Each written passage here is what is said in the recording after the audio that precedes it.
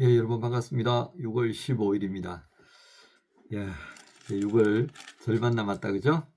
예, 이 절반 남은 시점에 우리 요한계시록도 이제 마지막 시간을 또 하나하나 기다려지는 시점입니다. 오늘은 요한계시록 20장 말씀인데요.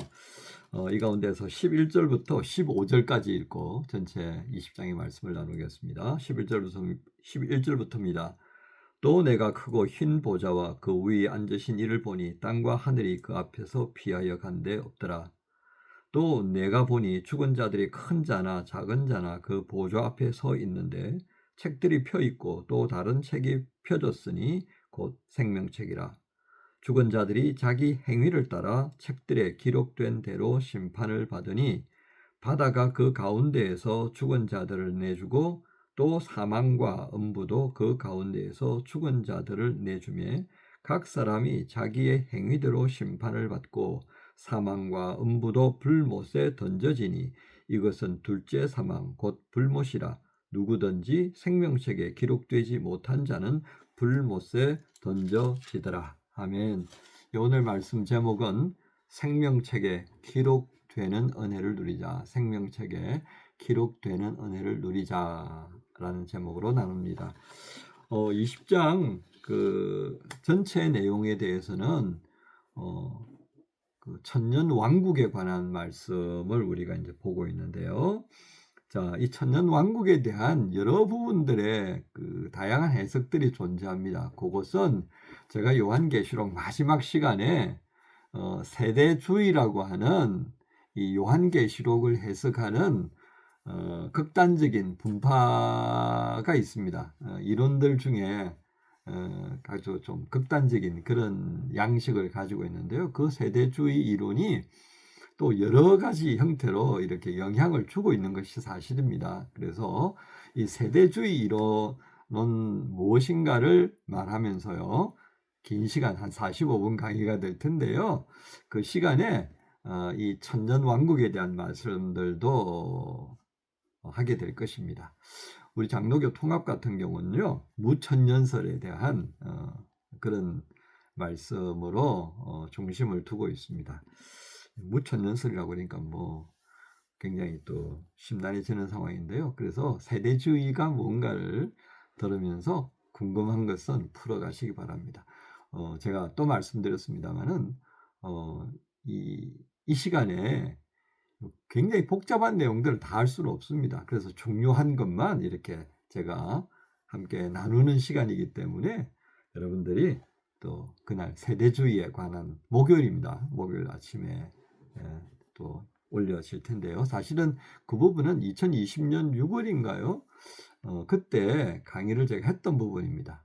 유용해서 제가 또 다시 한번 여러분들과 나누기 위해서 올렸습니다. 그러니까 그렇게 하시고 참고하시기 바랍니다. 자, 오늘 본문의 말씀 1절에 보면 이제 천사가 무지개의 열쇠와 큰 쇠사슬을 그의 손에 가지고 하늘로부터 내려와서 용을 잡으니 이렇게 하죠. 뱀이요 마귀를 이야기합니다. 이제 이놈을 잡아가지고 무저갱에다가 집어넣고 천년 동안 못 나오도록 잠궈두는 그런 장면들을 보게 됩니다. 자, 우리는 여기서 또 하나 조심할 것이 있습니다. 자, 이 용이 뱀이 사단이 그 잡혀가지고 무저갱 속에 천년 동안 가두어진다고 했잖아요, 그죠? 우린 여기서 천년이라는 부분을 먼저 생각합니다. 여러분 요한계시록을 읽을 때 절대로 문자적으로 보시면 안 된단 말이에요. 이 시대에 사람들은 로마의 눈을 피해서 교회를 향한 위로, 하나님의 심판의 말씀 이런 부분들을 공유했던 거예요. 그 공유할 때 이 교회 성도들만이 알고 있는 그런 상징어들, 상징물, 상징적인 표현을 쓸 수밖에 없었어요. 그러니까 천년이라 그러면 구약에 천년의 하루 같고 하루가 천년 같다고 그랬는데 이 천년이란 걸 이 문자적으로 천년 이렇게 생각하시면 안 된단 말이에요. 그죠? 어떻게 보면 짧고 어떻게 보면 길고 그렇게 볼 수 있겠다. 또 사단을 이 무저갱 속에 가두어 두는 부분은 또 우리가 어떻게 접근하면 좋겠습니까? 여러분 사단의 권세는요. 이 사망 권세입니다. 그죠? 하지만 그는 살리는 권세는 없잖아요. 그죠? 예. 그 사단의 권세가 언제 깨뜨려져요? 예수님이 부활하실 때 이미 사단의 권세는 깨뜨려진다고요. 하지만 사단이 망했나요? 사라지지 않았잖아요. 패하기는 했지만 죽음의 권세가 자기 손에서 휙 사라져버리는, 아무 효과도 없는 무용지물이 되는 그 순간에 사단의 권세는 완전히 깨진 거예요. 하지만 아직도 죽었어요, 살았어요? 살아있잖아요. 그죠? 북한이 완전히 망했지만 아직도 살아있잖아요. 바로 그 차이입니다. 그러니까 이런 부분들을 보면서 또 접근할 필요가 있고요. 또 교회를 보십시다.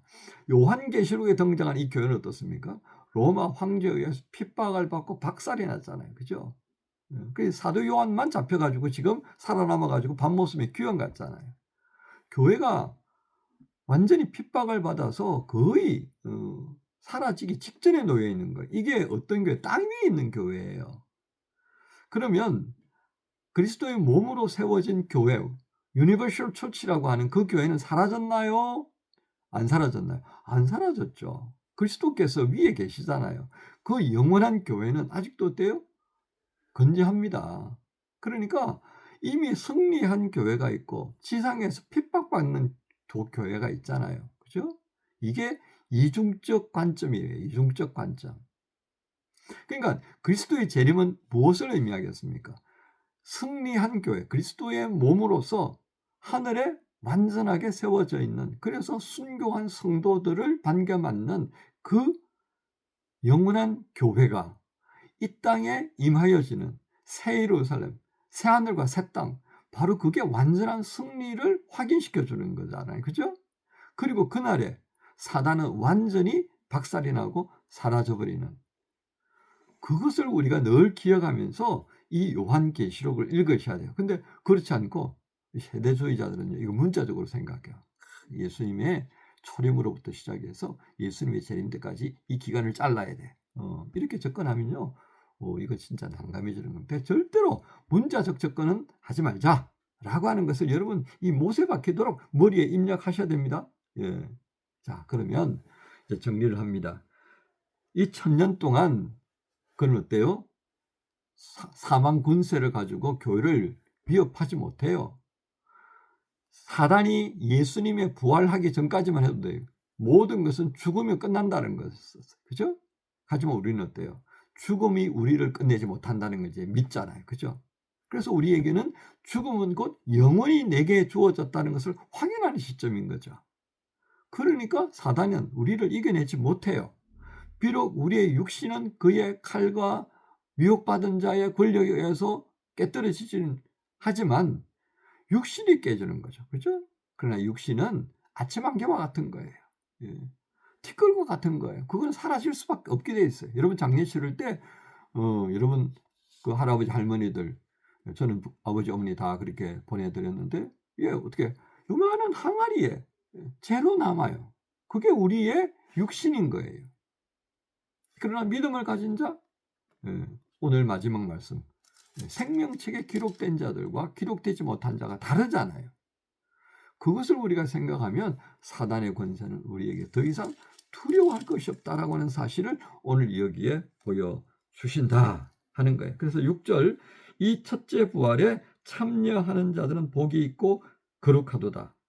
둘째 사망이 그들을 다스리는 권세가 없고 도리어 그들이 하나님과 그리스도의 제사장이 되어 1000년 동안 그리스도와 더불어 왕노릇하리라. 이 1000년은 어떤 의미로 여러분 이해하시면 되겠어요? 영원한 거죠. 응? 여러분 살아서 1000년 생각, 아이고 1000년 동안 어떻게 살아? 저는 100년 사는 것도 두려워 죽겠는데. 응? 여러분 생각해 보세요.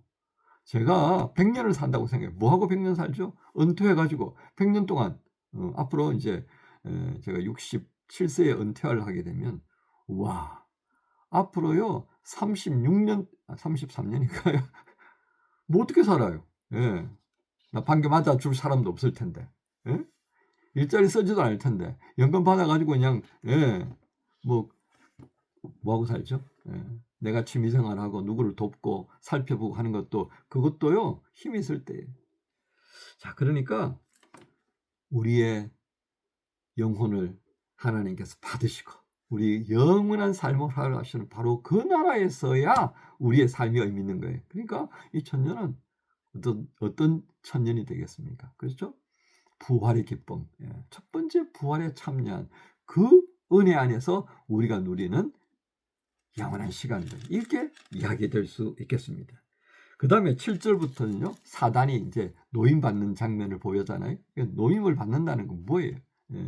이제 사단으로 하여금 소위 말하는 망하는 기회를 확실하게 주시는 거예요. 망하는 기회. 여러분, 이거 굉장히 아주 밑에 있는 표현이에요. 망할 수 있는 기회. 사단은 자유롭게 뭔가를 할 수 있는 것 같이 착각을 하게 되는 순간이 있더란 말이에요. 근데 그때는 언제예요? 하나님께서 그를 망하게 하기 위한 절차가 완전히 소멸시켜버리기 위한 과정을 시작하셨다라고 하는 의미로 여기에서 보여주는 겁니다. 그래서 11절부터 15절까지는 뭐예요? 두 번째 심판의 자리에 서게 되는, 두 번째 사망에 서게 되는 그 모습들을 우리가 보게 되는 거예요. 또 내가 크고 흰 보좌와 그 위에 앉은 이를 보니 땅과 하늘이 그 앞에서 피하여 간 데 없더라. 책들이 펴져 있고 그 책들에 기록되지 못한 자들은 어떻게 해요? 불못에 던져질 거다. 마지막 심판이에요. 그러니까 우리는 어떤 부활을 꿈꿔야 되겠습니까? 그렇죠? 생명의 부활입니다. 심판의 부활이 아니라 천년 동안 있다가 놓여진다라고 하는 이 비유는요, 사단이 으아 웃을 때 우리 성도들은 뭐라고 말해야 됩니까? 웃지마, 너 곧 있으면 망하는 날이야. 완전히 너는 사라지는 바로 그 시간이야 라고 우리에게 알려주시는 말씀인 것입니다.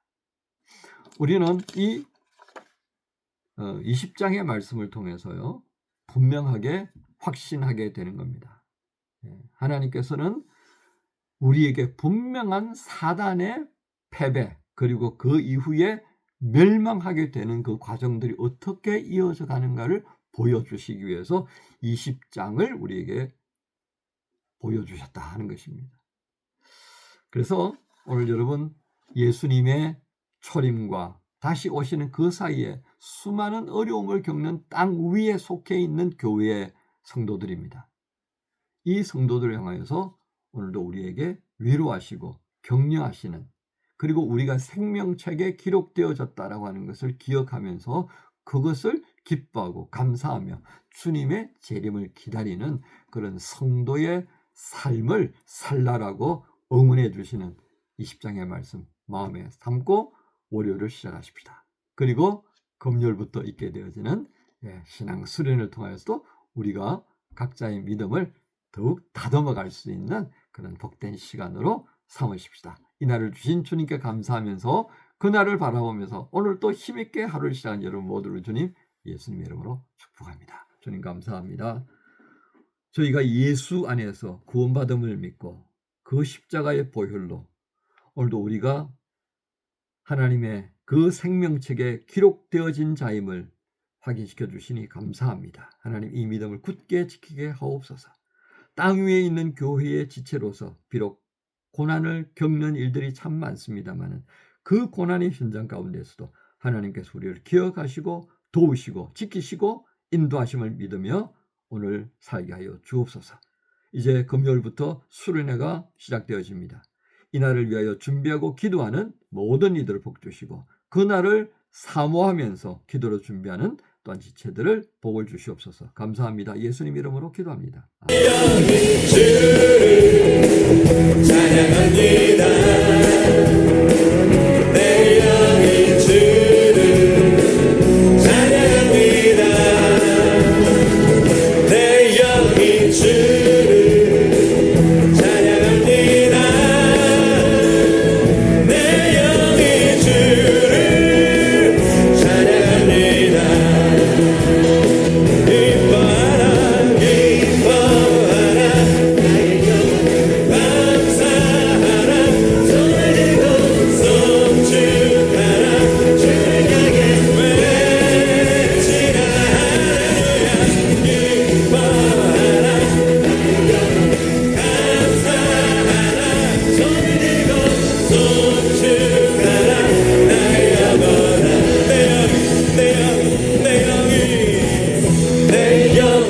주의